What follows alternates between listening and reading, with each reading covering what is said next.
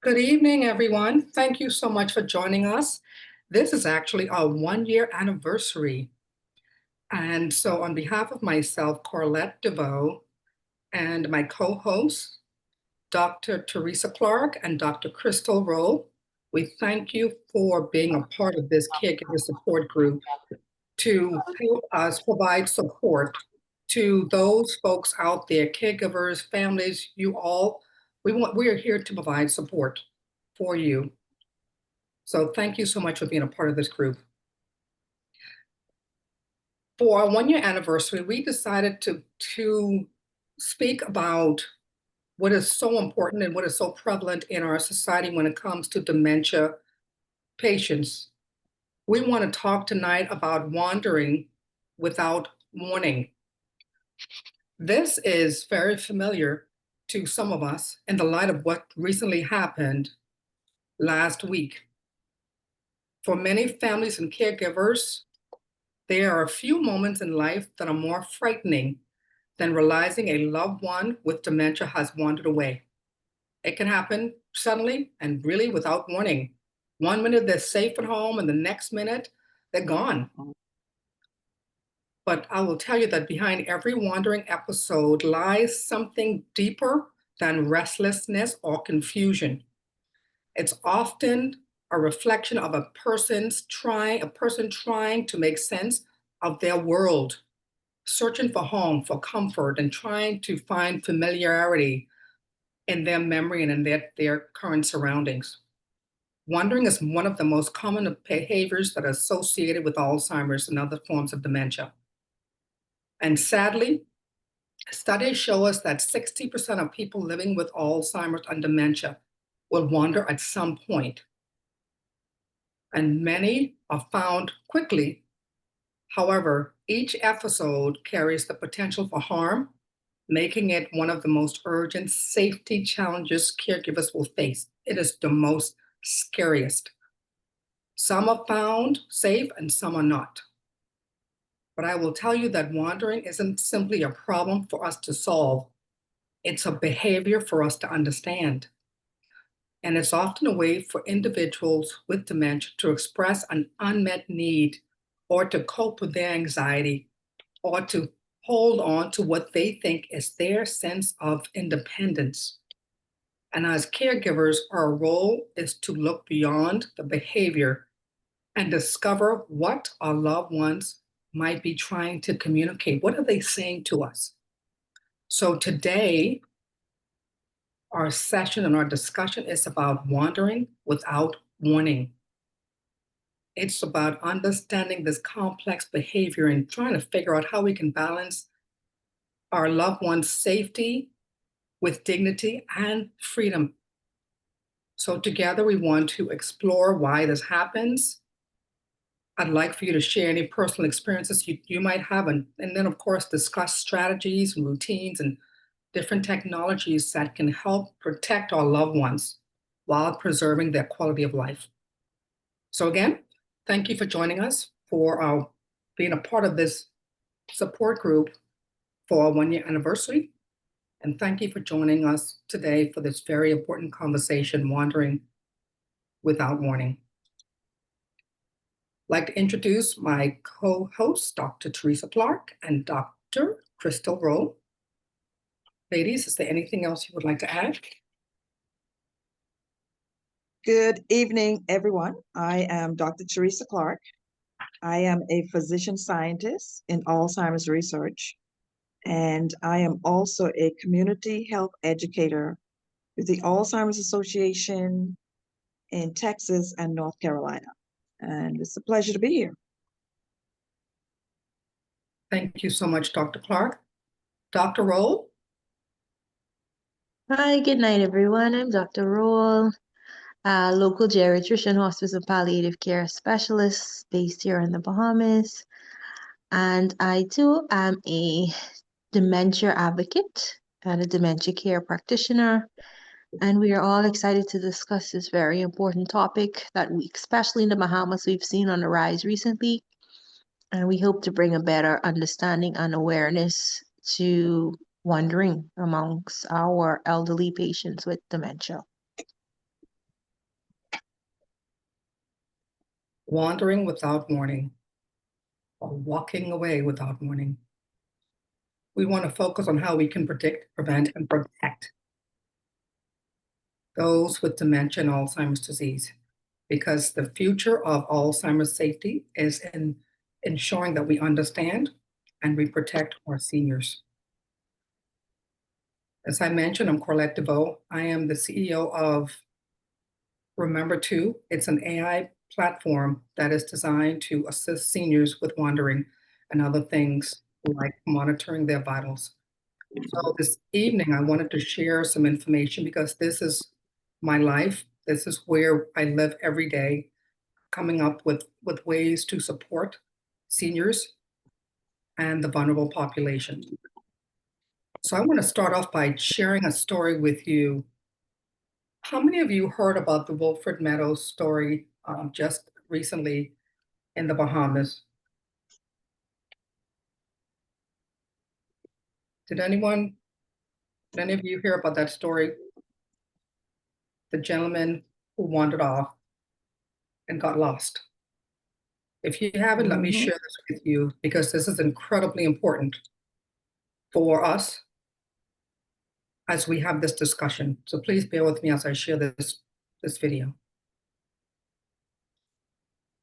Dead days after he was reported missing is demanding urgent changes to national missing persons protocols. Arlington Ritchie Jr. has the details tonight. The worst fare for the children of 75-year-old Wilfred.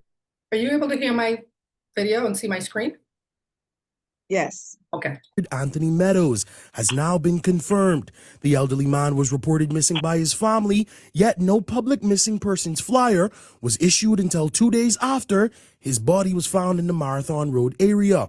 His daughter, Yolanda Maynard, called the delay, quote, gut-wrenching and frustrating, saying the response came a little too late. We were at the morgue identifying our father's body and get a call, oh, your dad missing. Poster is posted in the Nassau Guardian. Eyewitness News was alerted by police about Meadows' disappearance Wednesday afternoon. A missing persons flyer was briefly posted, then taken down a short time later. But let's rewind. Maynard says her sister first noticed their father, who lived with Alzheimer's, was missing from the home on Saturday. The family launched their own search, but says they were told to wait 24 hours before filing an official report, prompting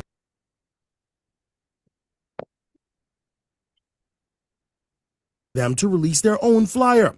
By Sunday, they filed the report, hoping a flyer would go out quickly, especially with Tropical Storm Imelda approaching. On Monday, the unthinkable happened. Wilfred Meadows was found unresponsive in the yard of a nearby home and later pronounced dead. His daughter said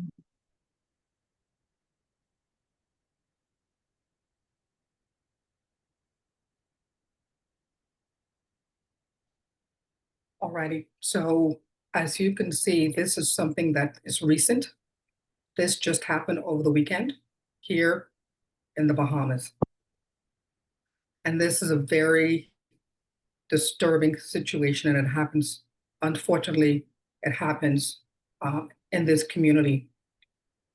To summarize that incident, Mr. Meadows went missing. The family went to the police and they were told to wait 24 hours. 24 hours is too long to wait when there's a senior that is wandered off. The first 24 hours is the most crucial. The majority of the seniors who are lost within 24 hours, 50% of them are found dead or seriously injured. So time is of the essence. So waiting 24 hours is not a good thing. As you heard in this story, where he was found 2 days later in the neighbor's yard, right next door to where he resided. This is very concerning, it's very sad, and it happens without warning. So the question is, what makes someone walk away from safety, and how can we stop it? That's a big question. Let's talk about why older adults wander. Well, we know that with cognitive decline comes confusion, comes disorientation, and you really don't remember. You may have bits and pieces in your mind and your brain, but it all depends on what stage you are in and what you remember at that time. They also have, when you have Alzheimer's, you are confused. And when you're confused, you want some need to be met. And if that need is not met, they may wander off. And you may not know what that need is because they may not be able to explain or communicate to you what their need is at that time. They may also have emotional triggers. They may be stressed out for whatever reason that you may not know. They may be afraid, or they may just have that excess energy that they need to just release, or they may be searching for something that they think is familiar to them. These are all things that if you are not paying attention to every detail, you may not notice them. Sometimes seniors with dementia want to feel independent, but how do you balance independence with safety? Because if they don't feel like they're independent, then they may want to go off and prove to you that they're independent, similar to what we all did when we were young children. So when we look at when older adults, when seniors wander, it's typically later in the afternoon or in the evening. And it's called sundowning when when it starts getting dark, they have certain triggers. They may also wander after medication, after taking certain medication that may cause disturbances in their sleep. So if they're up late at night and they're walking around and wandering, they may have the urge to go out. They may also wander when they go somewhere new. If you have a new caregiver, they may want to get out. If they're in the hospital or if they're in a new home, they may wander. So pay attention to these things if something changes with your loved one that has dementia. Pay attention to these slight differences and nuances. So here's where they typically wander. When you have older adults that wander, here's where they wander. Very, very scary. They wander in familiar but unsafe places. Dr. Clark, can you tell me why they gravitate towards pools and lakes? Dr. Clark, they like. Yeah, somehow it's the water. I guess maybe because it's still and shiny. It may be the color of it, and they may be a bit curious as to what it would be.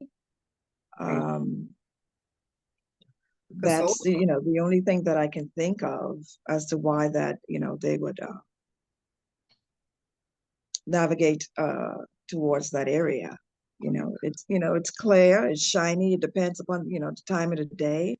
And then the other thing too, look in the water, they do not see. They see a clear path. There's nothing in the way. So I think they tend to navigate themselves towards that clear open space that they think may be just an open space, and not knowing that it's water. It's very dangerous. Absolutely. Because once they get in the water, they sometimes they just continue to walk, not knowing that the further they walk in, the deeper it gets. Yeah. Wow. Like a pond or a lake. And that happens quite a bit. So they go to familiar places that may be unsafe. They go to the neighbor's yard. The gentleman in that story, Wilfred, he went to the neighbor's yard and he was found in the neighbor's backyard. Don't eliminate those things and those thoughts. Oh, he knows the neighbor. He's been living there for 40 years. He knows how to get out of the backyard. But remember, his cognition is different, right? So you want to definitely look in the neighborhoods, former workplaces, lakes, yards. It is, no, and even in closets. I will tell you that last year in Miami, There was a senior who went missing. He was in an assisted living facility and he went missing. They could not find him for a week. They eventually found him in a closet. He went into a closet and couldn't figure out how to get out. Well, obviously the family sued that assisted living facility, but the sad part is why would you not check the closet for someone that's missing? They didn't think about it. And that's, so we have to pay attention to these little nuances because you just never ever know. When someone gets lost and they're disoriented, you don't know where they're going to end up.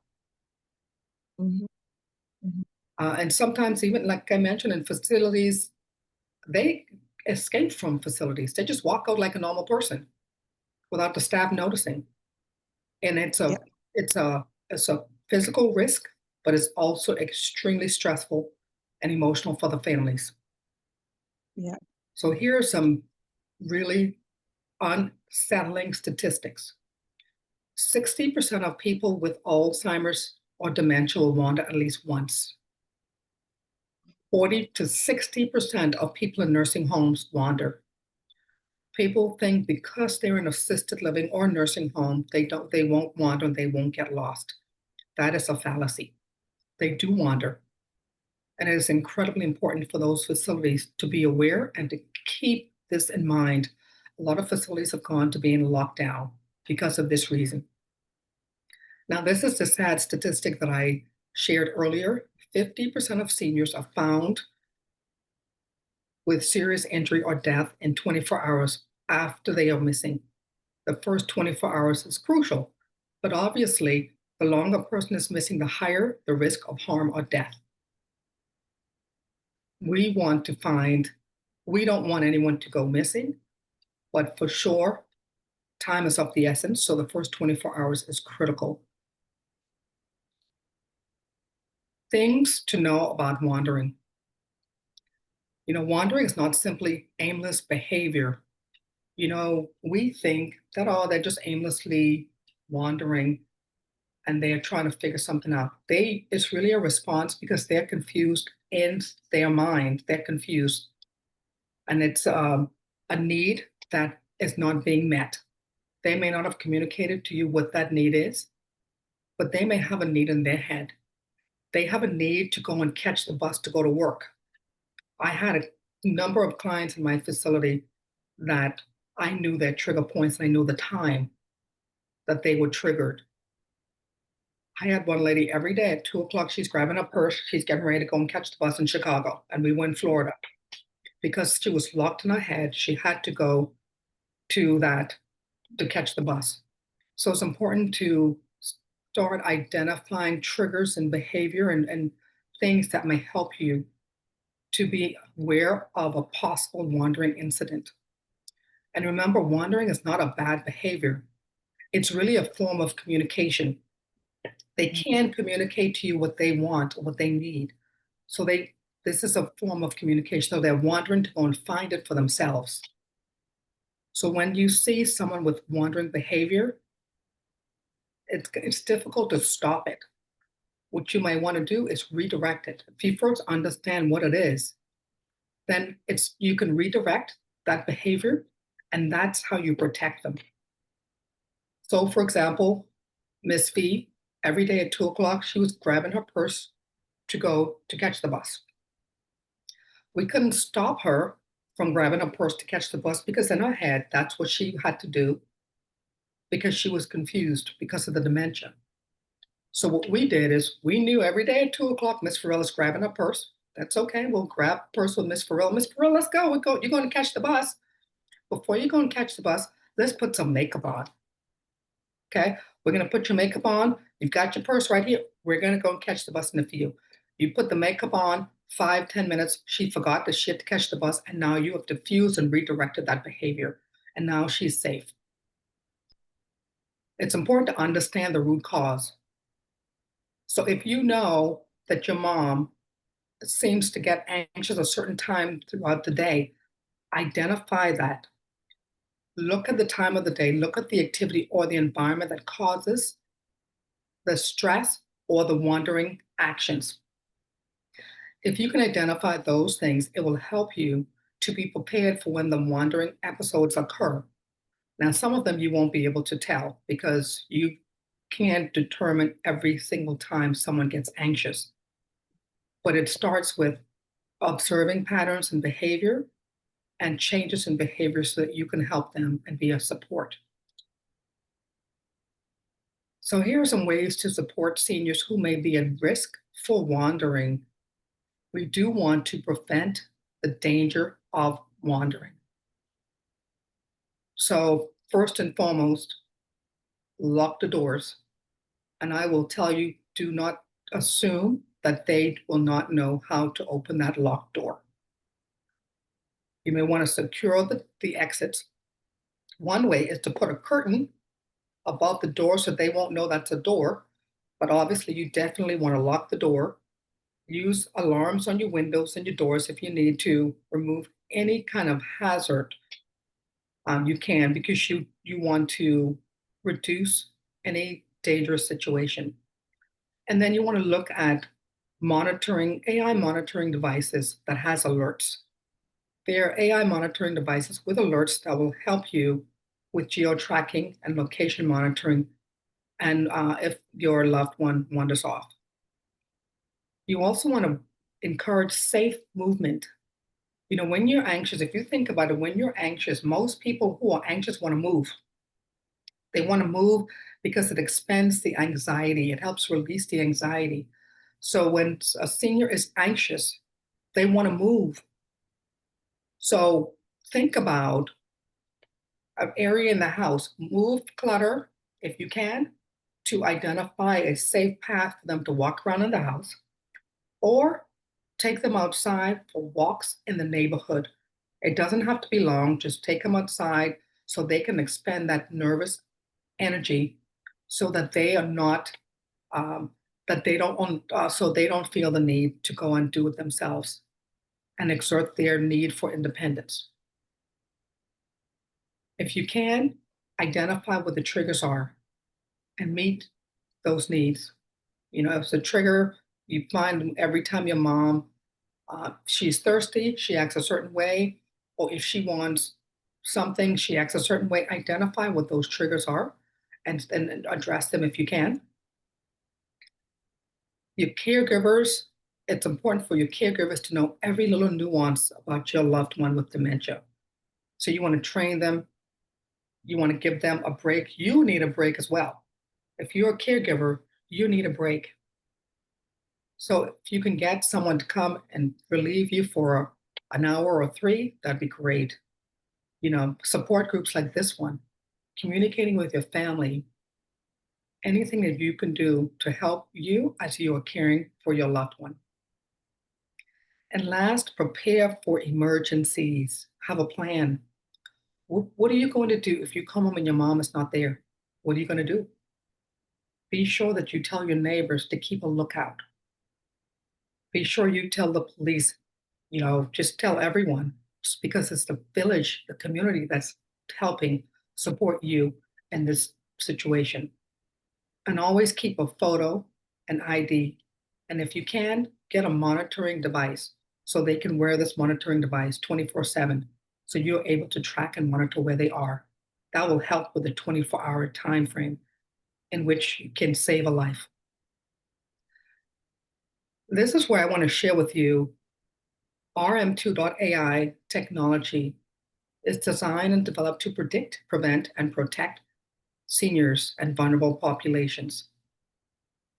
Remember too, RM2.AI is an AI-powered platform that provides 24-hour monitoring.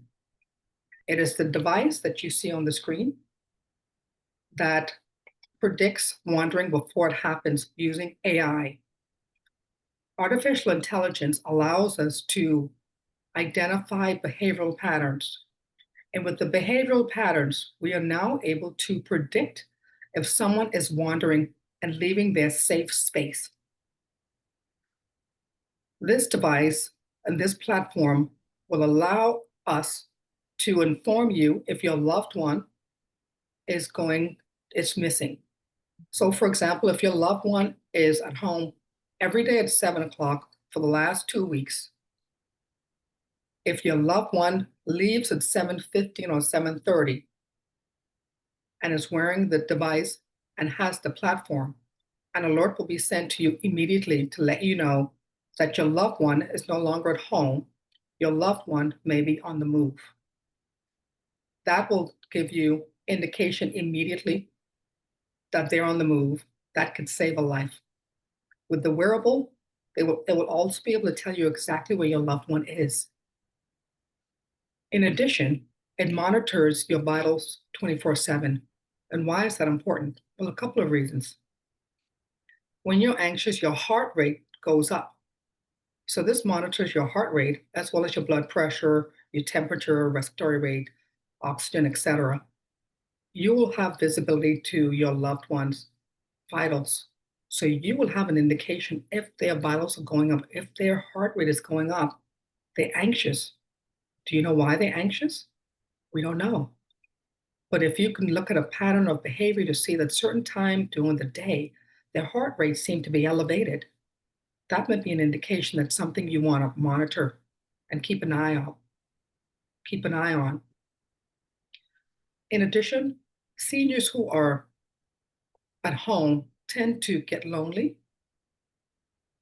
Our platform has a personal AI assistant companion that communicates and talks with the senior throughout the day. So the senior presses the button on the app and talks to Remy, so they can have conversations and they can have a companion that they can talk to throughout the day. Let's talk about location monitoring. It's incredibly important to know where your loved one is 24/7. So when they wear this wearable, you're able to monitor and know where they are 24/7. You're also able to put what's called geofencing. Your home, if you want to put a geofencing around your home, so if your loved one leaves that location, you will instantaneously get an alert. That's geofencing. You want them to be within a certain perimeter, and if they leave that perimeter, then you will get an alert. You'll know that they are on the move. So these are all things that you'll get in real time to help you keep your loved ones safe and to protect the seniors. I'm going to share a video of our platform, and hopefully you'll do a much better job of summarizing it compared to what I just did. Hello, my name is Remy, and I'm your personal AI assistant companion. I'm here to keep you safe, connected, and supported every day. My job is to predict health risks early so we can help prevent unnecessary hospitalizations. That means I'll be keeping an eye on your health in the background, 24/7. I'll send you alerts to remind you to take your medications on time, so do not ignore my gentle reminders. I'll also help you remember your doctor's appointments. Just make sure you or your family enter them into our system. I will be monitoring your vitals, like your heart rate and blood pressure. If I notice something unusual, I'll send an alert to your family members. And if you fall, I'll send an alert to inform your loved ones. I can also chat with you anytime you'd like some company. Just open the RM2.ai app, press the microphone, and start talking. One very important thing, please charge your watch daily and wear it every day. That way, I can do my job of helping you stay safe.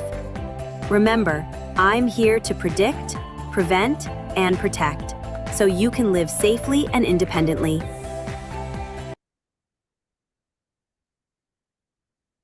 Live safely, independently. We're here to protect. These smart wearables with sensors and AI platform. This is the device that I'm wearing that we give to seniors. It's a very simple device, needs to be charged once a week, and it detects changes in behavioral patterns due to our AI component to monitor locations to keep seniors safe. We also will send alerts in real time when there's a variation in behaviors. We want to ensure that we provide, do our support, do what we can to help keep seniors safe and provide a resource and a tool for seniors with dementia and their family members so that they can be safe. Our goal is to ensure that no family faces the fear of a loved one with dementia getting lost. If you want to learn more about rm2.ai, you can scan this QR code and learn more. And if you want, we can, I'd like to open it up for questions. Okay. Any questions?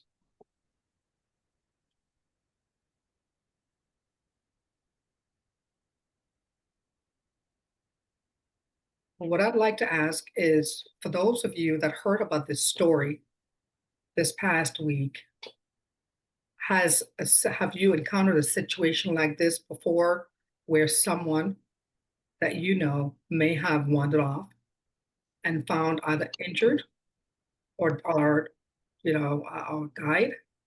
Any thoughts? Any experiences?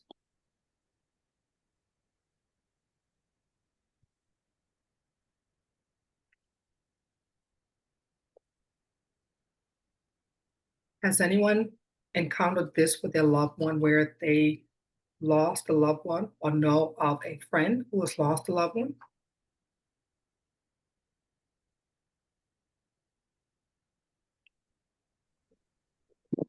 Good evening. A few years ago, I had a friend whose father just went missing and they never found him. Um, and it wasn't even in the news or anything, but they never found any remains or anything like that.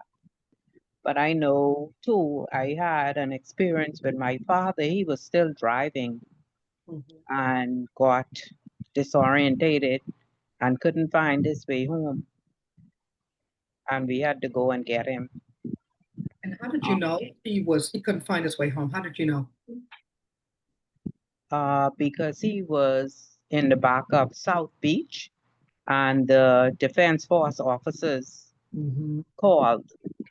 And it's a good thing he remembered the home phone number because they called and said he was disorientated, confused. Oh, wow. So they saved your father's life.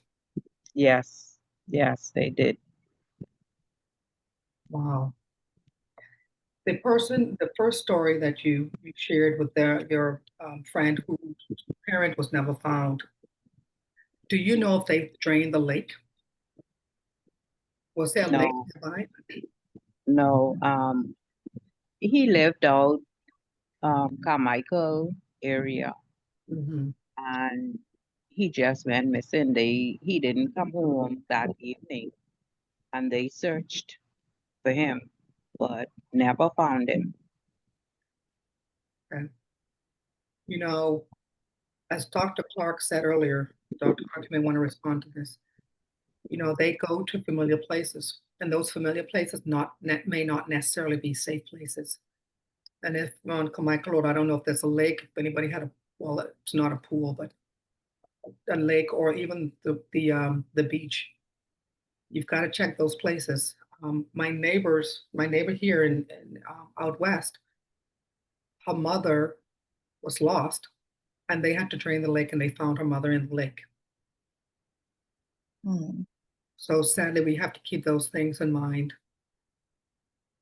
Sorry to hear about your friend. Dr. Clark, any thoughts on that? Yeah, that's quite a bit to unpack. But besides the fact that they are going to go to, familiar places, too, is if you were to notice their behavior in the home. For instance, I had a patient that was brought in by her loved ones, and they said that because she's so short and thin, she was able to crawl under the kitchen sink and close the door. This is with the chemicals and whatever else you may have under the sink. She was that small that she was able to fit under the sink And look, scratch my and leg close the again. door. I think I'll be And scared close the again. door. Wow. That is it. Robin. Every time you Okay. But they know that that's one of her hiding places when they missed her from walking around the home. So just, watch their behavior when they are within the house themselves. The closet can, as you mentioned before, can also be another place as well. But, with this device, you'll be able to see exactly where they're going long before the person might have missed them. I wish that Mr. Meadows, you know, had a device like that on him so that he would have been able to track much sooner. I don't know how long did the loved ones notice that he was missing before they had triggered the alarm, because the sooner you can get to them, the better. But you just have to you just have to keep them safe, because at this point now and this stage of the game, that if they're wondering, it's likely that they're probably in the stage 2 of dementia or Alzheimer's, and they just have to be watched. It's just like a toddler. You always have to watch your toddler, putting in a safe fence and making sure they don't go into the cabinets and so forth so on. It's basically the same thing, more or less. Absolutely correct. Absolutely. Thank you so much, Dr. Clark. I see Valentino, you have your hand raised. Yes, good evening. Good evening. Good evening. Thank you for the session. Very good so far. I was aware of the situation via the news and post of Mr. Meadows. Very sad. When I watched the news and I saw the family members interview, I was quite disappointed from what I discerned of what she was trying to communicate. Quite disappointed that the police enforced a 24-hour wait period. Um, for me, my immediate reaction to that was a lack of knowledge and understanding of different categories of people that go missing. And so I think that's maybe an area that the Bahamas Alzheimer's Association could advocate for improved policies with the police system, et cetera. The 24-hour period, from my novice common sense knowledge, seems like a normal missing person, a normal missing child or able-bodied person who you go to the police and say, hey, they've been missing. And the first question is, well, when do you think they went missing? And the police want to wait so that, they're not out there doing bogus false complaints. But that's obviously not the case with someone who is an Alzheimer's or dementia patient. And I think once that is communicated, there should have been a level of sensitivity, intelligence, and urgency to say we need to act promptly because this is a vulnerable adult. This is not a runaway per se. So that was very disappointing, and I hope, well, further through my involvement, I'll try and advocate that we take that up. And I would hope that the powers that be in the police force, and seeing all the media interview, would also have jumped on that by now, because that's absolutely devastating for this sector of our community, that any of us in the future after this incident would be faced with such a response to say, wait 24 hours. I personally had an experience with my mother. My mother is 77. She was diagnosed with dementia since December 2021. In this year, her dementia has really evolved and taken off. She started having sundowning since 2022.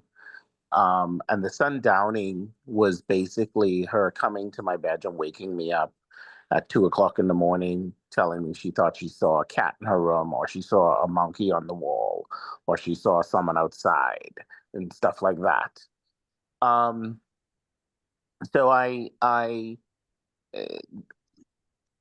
it's interesting for me as a son of a mother with this disease, the evolution of this. When the sundowning stuff started to happen, of course, I did my own little Google research, but I never thought or connected that to this has evolved to another level and watch out for wandering. It wasn't until January 23rd of this year that she had her first wandering episode. And that evening, I had already checked on my mother. I'd put her to bed, checked on her 2 or 3 times. No, maybe twice. I went to my bedroom, sending an email, came back out at 11 p.m.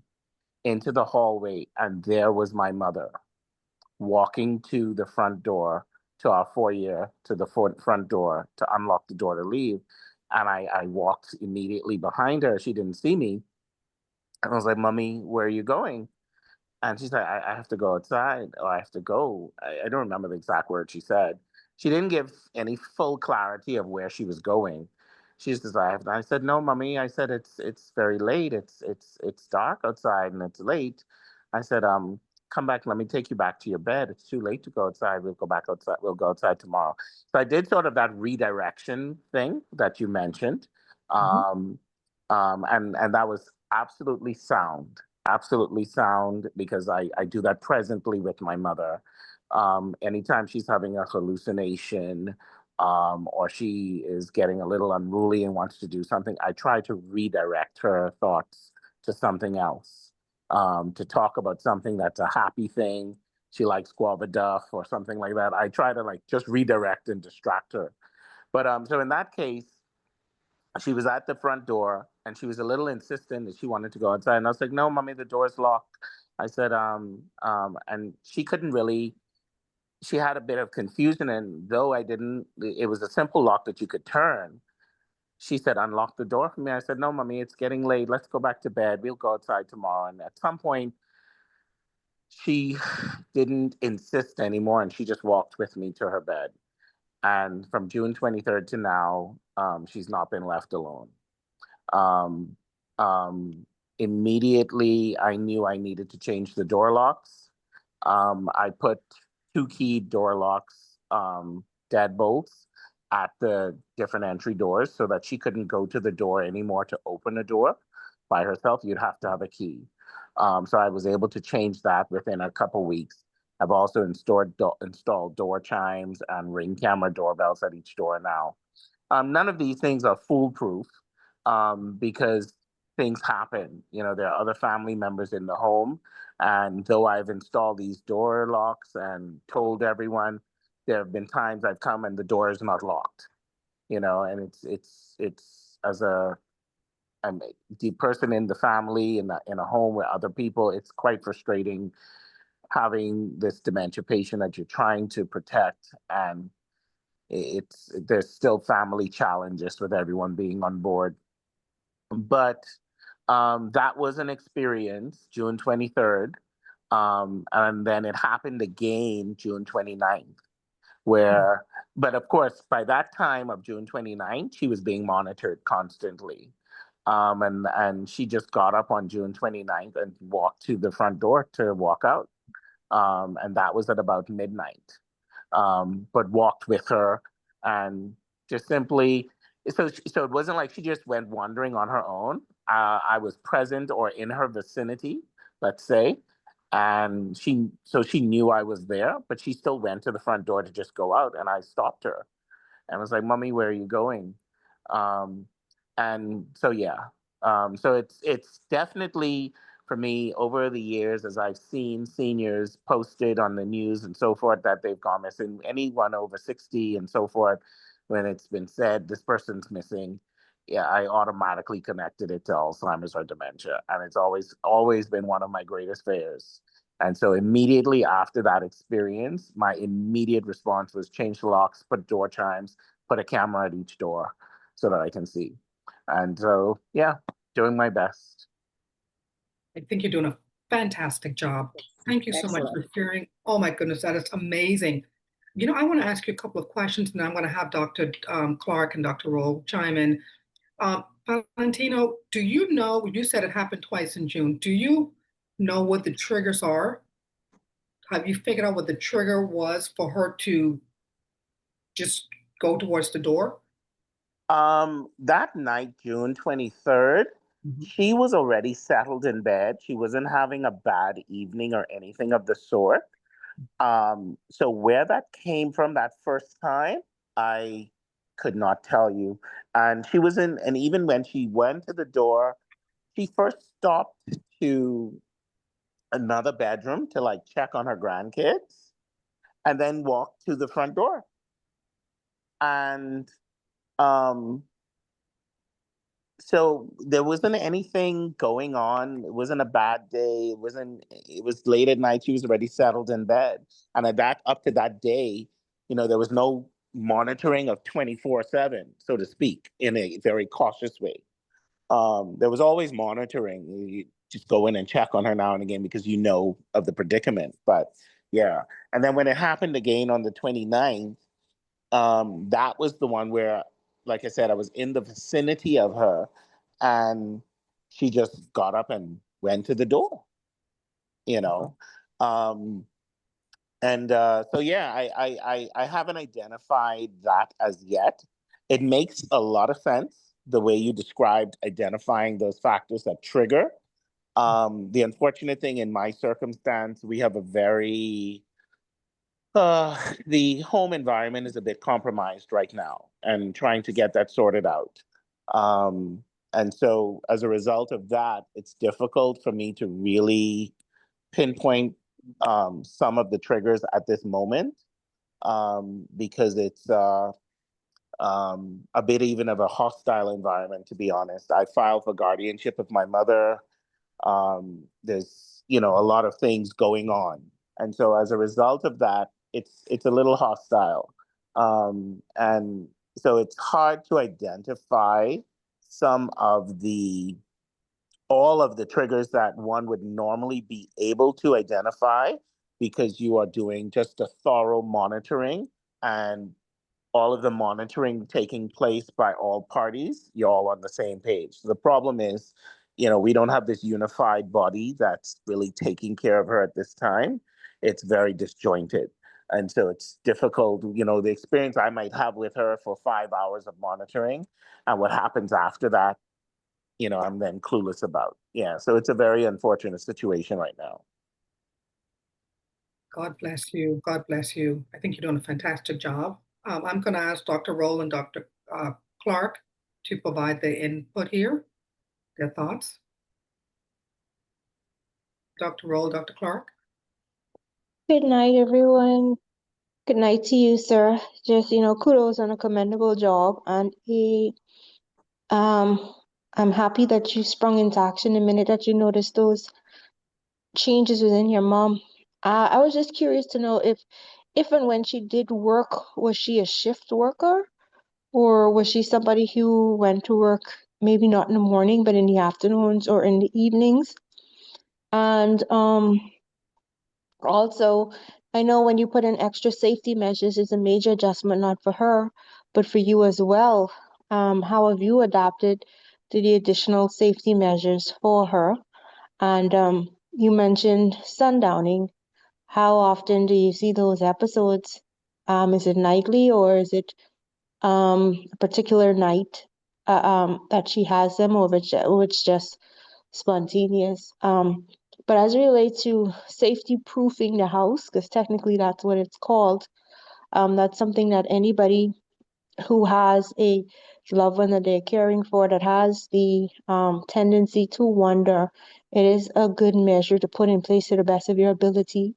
Or if you are in a neighborhood that has a neighborhood watch, you alert them to the tendency of your loved one wandering, or even nearby neighboring police officers, you can alert them as well.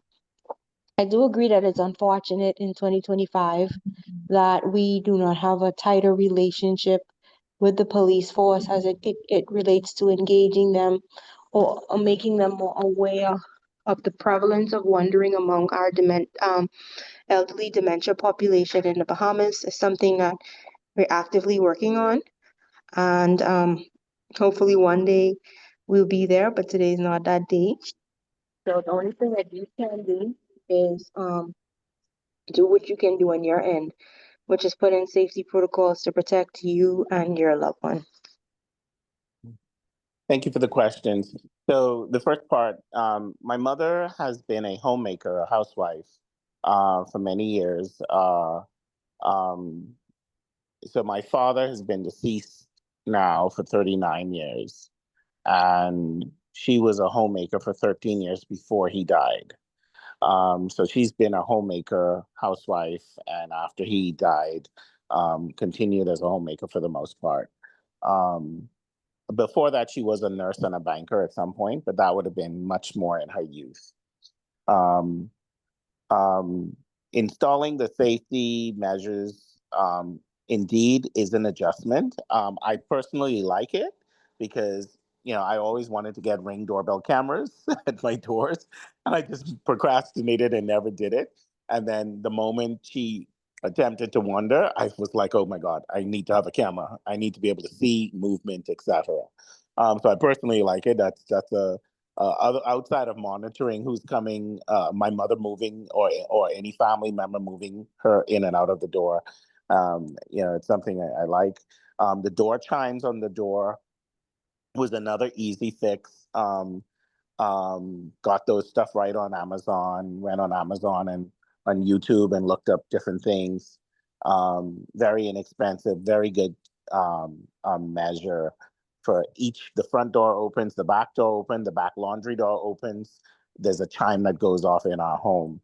That does take an adjustment because now every time the door opens, someone comes home, someone goes out. It's an alert in the home. So for some persons that might be a nuisance, this thing keep going off.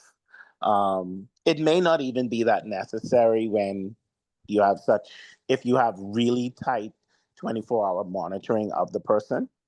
But it was just an additional measure in that I chose to take. I forget the last question you asked. Well, I'm thinking I missed one.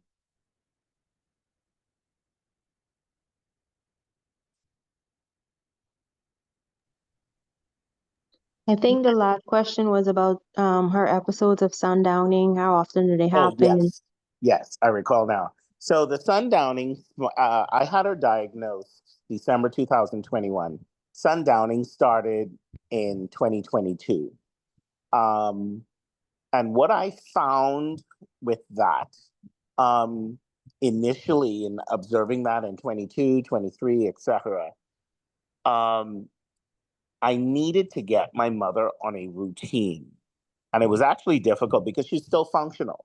So the dementia was sort of new to us. And she was still a very functional person in the daytime where you would talk to her and you couldn't recognize the dementia or anything. But at nighttime, something else was happening to her brain that only us, her intimate family there in the home would see. Um, and so when this happened, what I started to observe was that trying to get her on a routine of going to bed by a certain time, reducing stimulants. So, for example, we have a house dog, like not allowing the house dog into her area, barking and creating noise and all this stimulation. Um, Reducing her being on her phone at night, like by a certain time, trying to resolve conversations and telephone calls. Like I had to like secretly let some of her girlfriends know like something's going on here and we need to like you can't be calling mom at 10 o'clock or 11 o'clock at night. And again, that was difficult because I tried talking to my mom first about some of those things, trying to reduce the stimulant, but she was like, who do you think I am? I'm not a child. I can talk on the phone late at night and so forth. And that's because she was still very functional at that time. This dementia was creeping in and she wasn't seeing it, but I'm seeing it. I'm seeing what's happening at 2 o'clock and 3 o'clock in the morning where she's waking up and having these delusions. Um, and so I believe I saw when she had a lot of stimulation at night, whether it was the grandkids or just her bedroom lights on and lots of movement in the house and so forth, that those nights were more of a guarantee for the sundowning to happen. And sometimes when it would happen, it's a short episode, but then it will require calming her mind to get back to sleep. So if her bedroom blinds are closed, her drapes are closed, she cannot see outside, but she swore she could see, a car or someone in her yard, and then I would always respond to her in a calm and compassionate way of a support. So I would say to her, "Oh, mom, I already checked outside. There's nobody there." Or I looked under your bed, mommy. I don't see a cat. It must have gone away, you know. And then sometimes I'd bring my pillow and my blanket. And like, "Oh, mom, I'm gonna lay in here with you." She always resisted that, but I would insist. And the reason I would do that is because after the sundowning episode, after she's woken up, it's now trying to get her back to sleep. And her mind is then churning.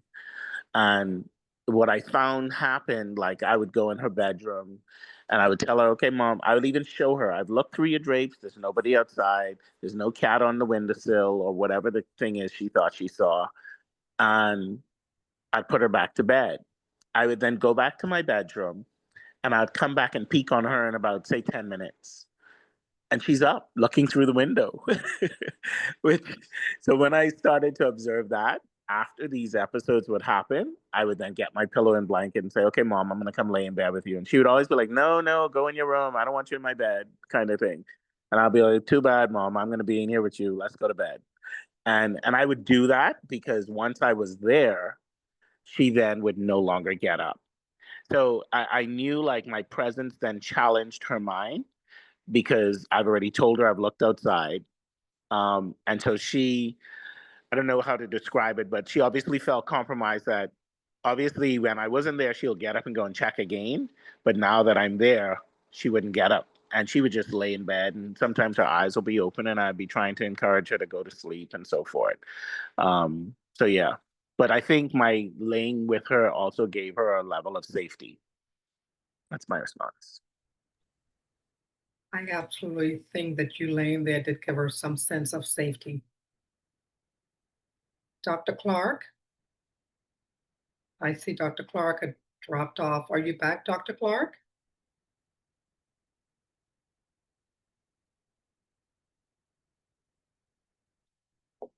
What an amazing story. I think you're doing an amazing job with your mom to be as vigilant and as attentive as you are with your mom is tremendous. So thank you so much for being a fantastic son, an amazing son to your mom. Does anyone else, yes, does anyone else have any comments? Want to share their story? Dr. Clark, did you want to share anything in response to Mr. Valentino here? No, I think he's doing a fantastic job, and whatever you're doing, Mr. Valentino, continue to do so. Yeah, I'm good. Thank Fantastic. you. Does anyone else want to share? Thank you, Mr. Valentino. Does anyone else want to share their thoughts about wandering? Any questions for us? Hi, Liz. Hi, darling. How are you? I was ill off a bit, but I'm back. All But right. just wondering, no longer than this week, I'm in the house, in the room, then going to bed. Y'all come open the front door. I need to go near hot. And she's carrying on like, she want to just go outside. It's hot in the house. The fan and everything is on. She just want to go outside. It happened again. I in the room. I done put her to bed and everything. And it's like, "Hello, anyone home? Come." I don't answer right away. I stand in the hallway watching her. She gone around the bed, getting dressed to go. "Come put this dress on me. I gotta go there and here. This room, I can't stay in this room." And she's running on. I cannot tell her nothing that to calm her down to say, "Well, hey, mommy, it's night." That was long after 10, 11 o'clock. She wants to go out. I had to say, Mommy, it's now almost 12 o'clock. You want to go? Where you going? And I said, you going to look for your boyfriend, eh? Oh, and that's when she laughed. And I said, oh, I glad you come in the room then. I sorry, I go into my bed. It's a That's fight. Honestly, it's a fight. Do you know what triggered her for her to want to leave? Did anything change recently? No, some nights she just stay in her room, but all of a sudden these last 2 nights she just get up, saying she want to get up and go. She been here to the front door. It's a good thing I had the door locked. She's been outside. I locked the door. She was here to the door. Y'all come open the door and you're yucking the door to get outside. And just, I said, Mom, you can't go outside now. It's such a time. And I had to walk her back in the room and everything. I said, Mom, you can't go outside.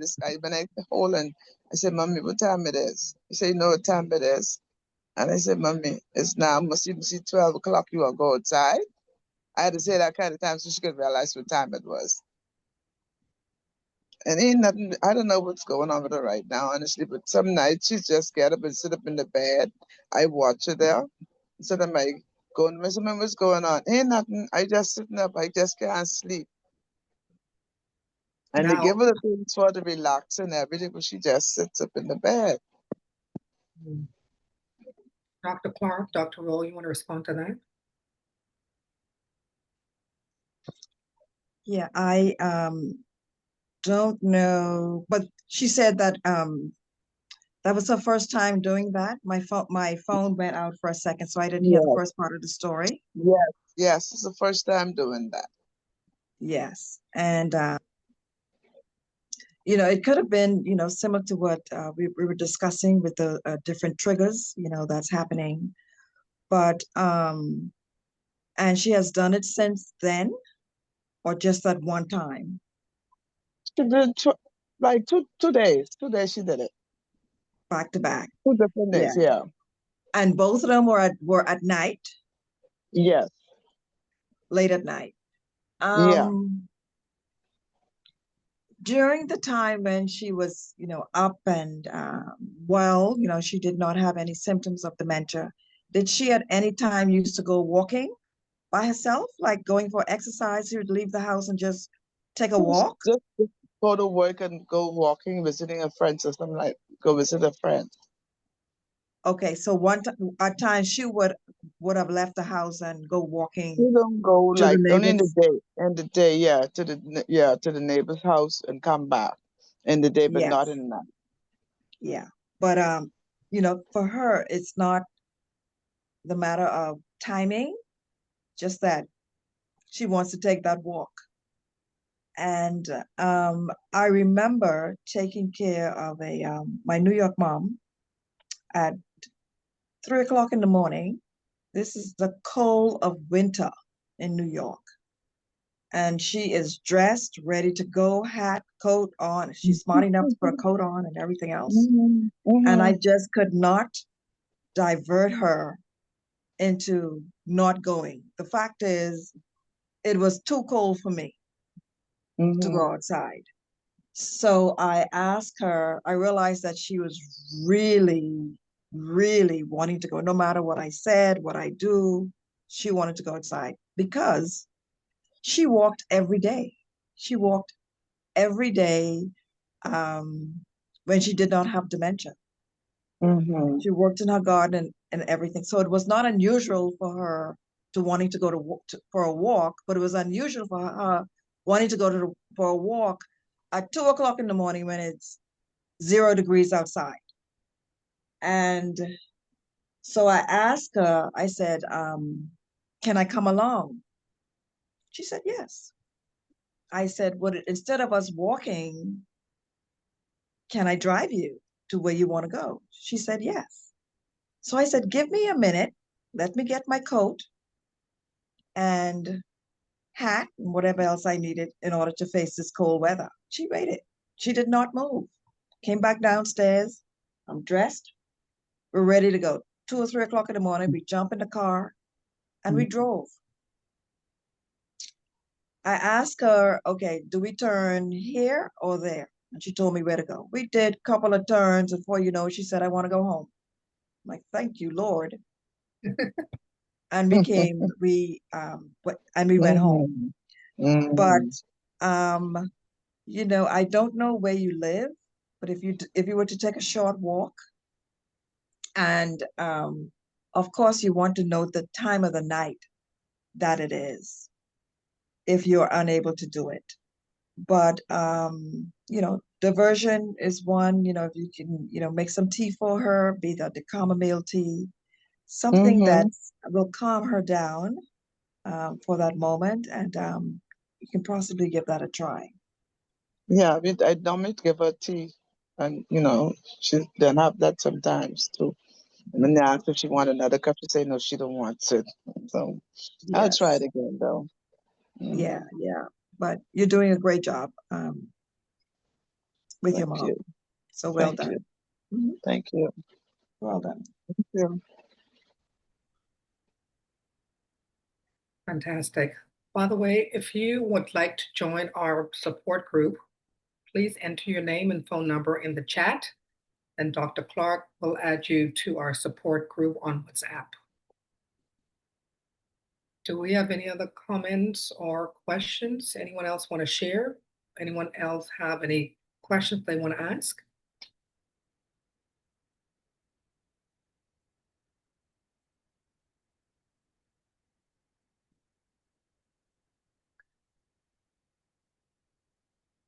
I also wanted to ask the persons in the chat group tonight if at times when their loved ones say that they, want to go out, is there anybody who would join them?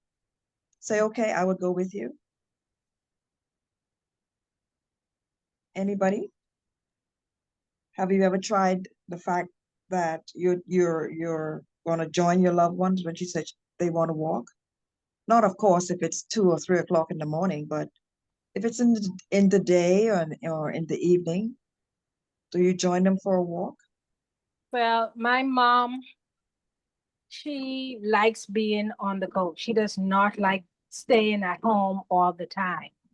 So there's usually someone, whether it's myself or my sister or my brother, we just go in the car and we just drive around a bit. Now, my brother has experienced sometimes when my mom would say she wants to go home, meaning her childhood home that has been sold. And so my brother would take her, say, round the corner in the car. And when they arrive at the house, she said, yes, here's my home here. We have experienced something like that. So far, we have not experienced her wandering, thank goodness. But she likes to be on the go all the time. So if my sister is going just to the gas station to fill up the car with gas, that's an outing for mom. That's a ride. Sometimes after work, I would take her for a drive. And if we stop for ice cream or something like that, it's like a bonus for her. So there have been times when she wants to go home, say they're by me and I'm in Coral Harbor, and she wants to go home, meaning that she wants to go into Stapleton.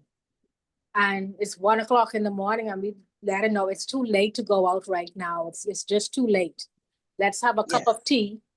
And she likes tea, so we'll have a cup of tea. I always have ice cream down here just for her. So once I could appease her with something that she likes, and then let her know, okay, go to bed, we'll have some breakfast in the morning, and then I'll take you at home. And that usually is able to do the trick.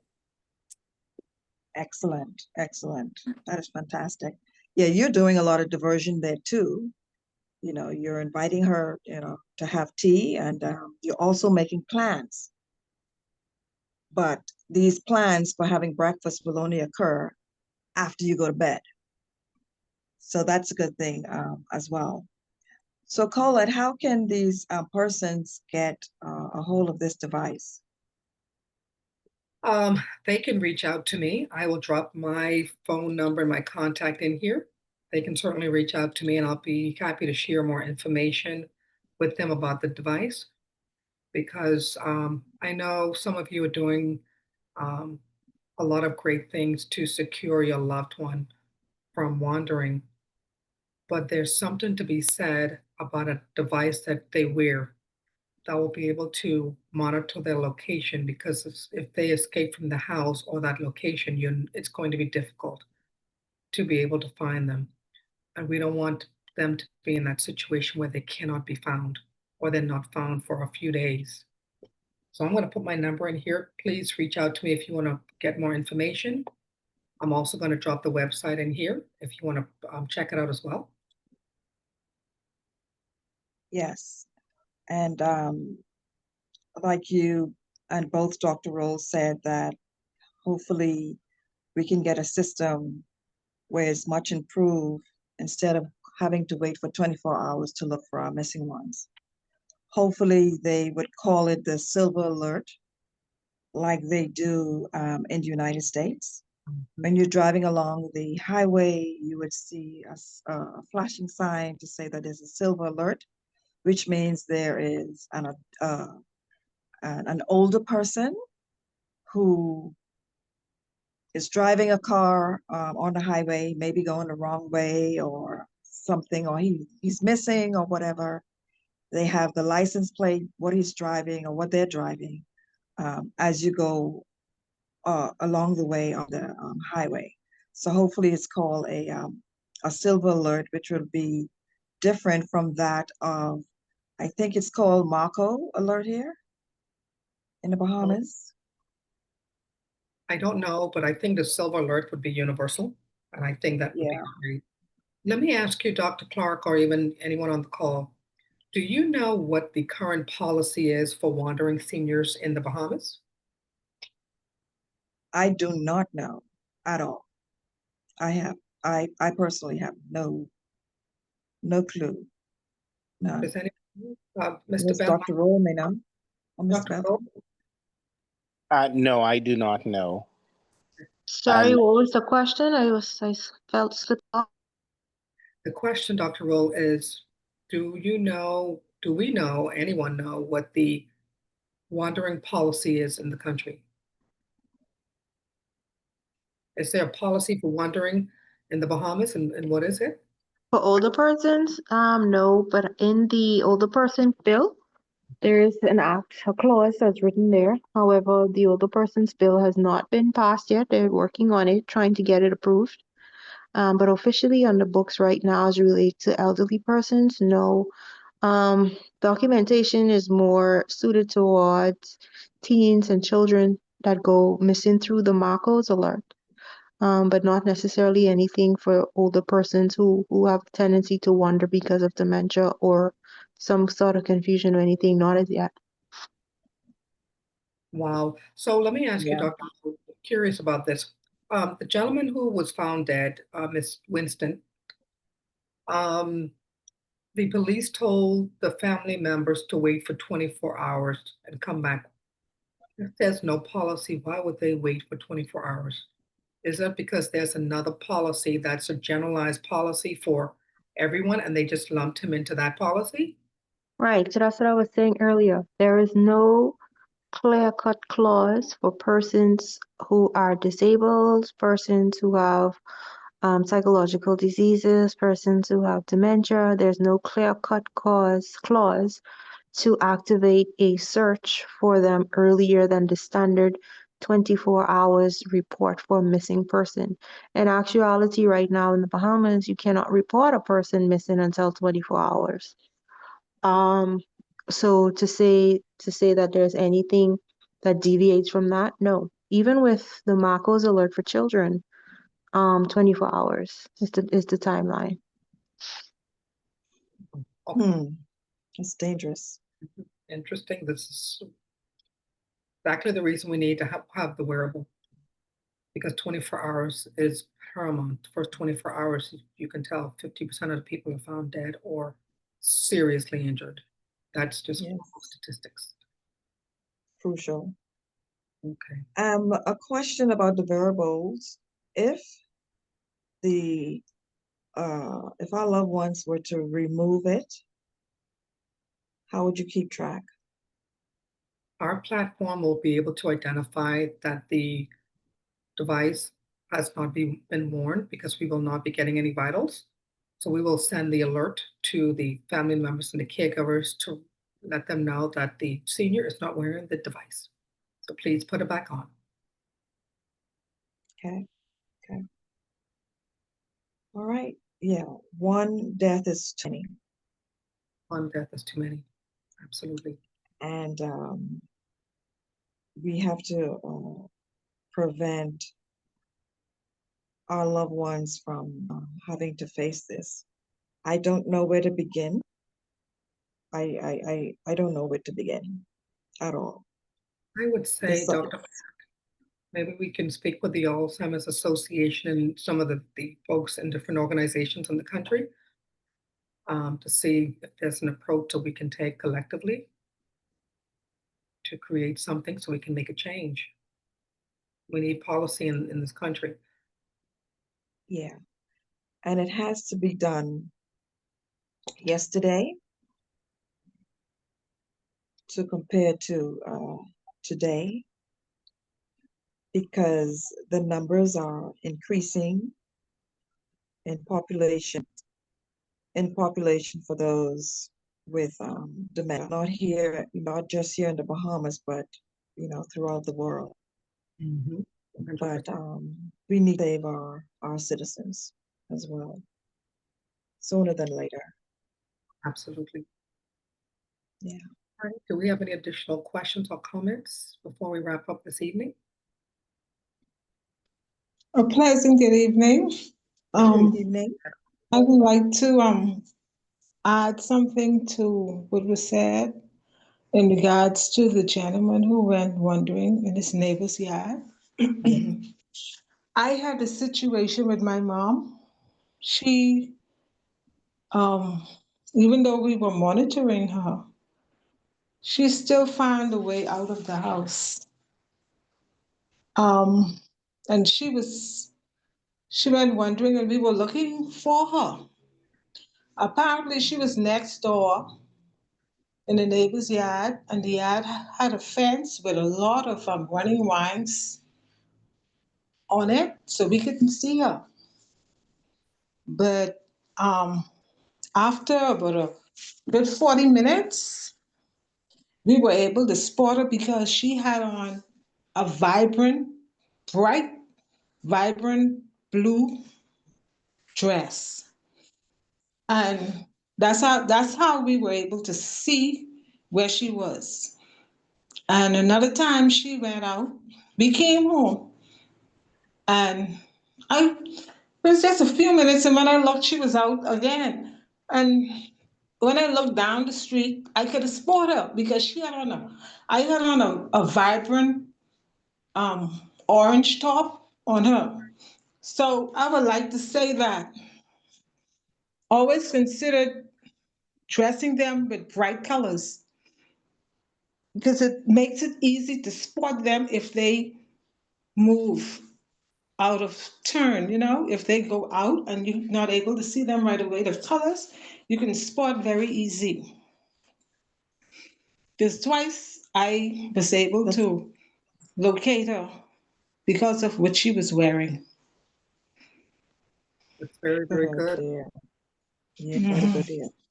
I think It's that's almost great. like wearing a And it's vest. scary too, right, Dr. Clark? It's Yes. great, but it's scary at the same time. Wow. It is. Yes, definitely. Thank you so much for that, Ms. Adams. Good to see you. Thank you. And yes, and I would like to say that Dr. Roll is an excellent doctor. Yes. She does very good. She is. Thank you, Dr. Roll. Thank you. Thank you, Dr. Teresa. And thank you, You're panelists. welcome. Blessed You're evening. welcome. You're welcome. Thank you. Dr. Clark, any comments on that? No, I think the bright colors are excellent. That easy spot them. Particularly if she was walking at night, cars would be able to see her as well because of what she's wearing. So that is it. So your wearable, hopefully it's a fluorescent color. Can you get them in fluorescent colors? No, the wearable is not in fluorescent colors. However, once you wear the wearable, we'll be able to detect where you are. Okay. It does have a pink, it has a red and a green button on it, but we are able to monitor where you are and send the alerts to the family members about the location, even if they're moving. Okay. Now, Yeah. what stands out for me, Dr. Clark, that Ms. Adams said something that is similar to Mr. Wilfred's situation. She was in the neighbor's yard. Remember that when seniors wander off, they may Familiar. not go far. It could go either way. If you're in the United States, they may wander to the end of the street and may get on a bus and end up in Connecticut. But in the Bahamas, they will be a little closer because they're walking. And so you want to start off looking very, very close to home. Yeah. Check in the neighbor's yard. And if the neighbor has a pool, please ask them to put up a fence. The reality is when you have a loved one with dementia, you never know when that moment is going to be, when they are going to wander off. You just don't know. Nobody knows. So I would just say, have a monitoring device, put things in place. Don't make any assumptions. Don't make any assumptions at all. Because the scariest thing is to come home and not find your loved one at home. It's just not a good feeling. Yeah, for sure. And then it'll be nice too for the community watch. I think somebody noted that earlier, that they are aware that, your family member has dementia, so that, when they see them walking, that they're able to hopefully call their loved ones or redirect them, or bring them back home, because they know that they have, a history of dementia. So that's important. You know how they have school signs to say school crossing, and there's a person who's left in the area, so forth, so on. They need a sign that's just purple. It's just purple to put in the neighborhood as people are driving through, to know that there's somebody in that community has history of I've never seen it anywhere. I'm just saying. Yeah. Absolutely agree. Yes. All righty, if we have no additional comments, we're going to conclude our meeting for this evening. Any more comments before we close out? I just want to thank all those that came up to the Memory Cafe, and congratulations to the winners of the Western Air airline tickets that